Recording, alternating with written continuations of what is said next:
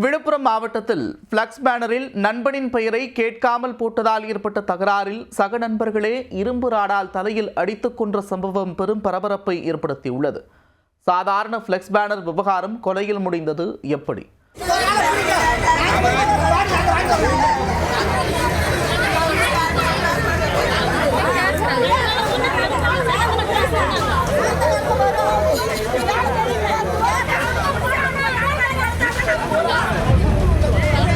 விழுப்புரம் மாவட்டம் வளவனூர் அருகே உள்ள ராம்பாக்கம் பகுதியைச் சேர்ந்தவர் எலக்ட்ரீசியன் ரஞ்சித் குமார். இவர் தனது நண்பரின் பிறந்த நாளுக்கு கடந்த 13ஆம் தேதி பேனர் ஒன்றை வைத்துள்ளார்.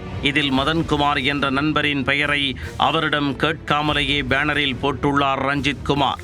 இதனை அறிந்த மதன்குமார் ரஞ்சித்திடம் சென்று, என்னிடம் ஒப்புதல் வாங்காமல் எனது பெயரை எப்படி பேனரில் போடுவாய் என கேட்டு தகராறு செய்ததுடன் பேனரையும் கிடைத்துள்ளார்.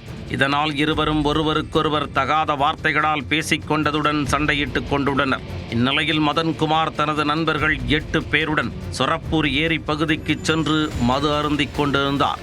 அப்போது ரஞ்சித் குமார் தனது 2 நண்பர்களுடன் சொரப்பூர் ஏரிக்கரை பகுதிக்கு சென்றுள்ளார்.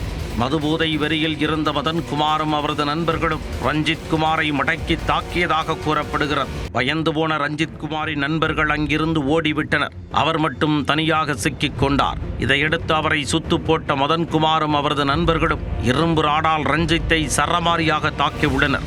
தலையில் பலத்த காயமடைந்த ரஞ்சித் சம்பவ இடத்திலேயே சுருண்டு விழுந்து உயிரிழந்தார். தப்பியோடிய ரஞ்சித் குமாரின் 2 நண்பர்களும் அவரது உறவினர்களிடம் தகவலை கூறியுள்ளனர். உறவினர்கள் சம்பவ இடத்திற்கு சென்று பார்த்தபோது ரஞ்சித் இரத்த வெள்ளத்தில் உயிரிழந்து கிடப்பதைக் கண்டு அதிர்ச்சியில் உறைந்து போயினர்.